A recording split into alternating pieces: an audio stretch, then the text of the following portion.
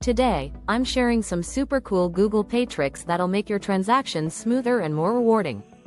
Let's dive in. First up, keep your account safe.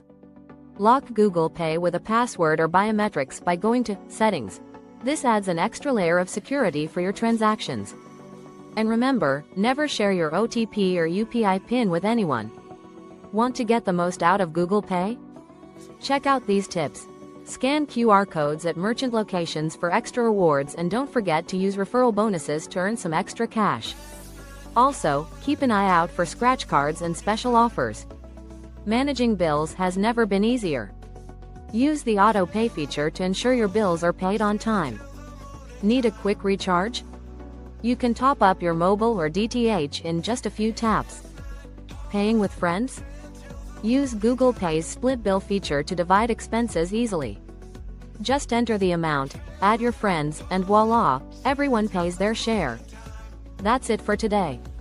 I hope these tips help you get the most out of Google Pay. If you found this video useful, give it a thumbs up, subscribe for more, and hit that bell icon for notifications.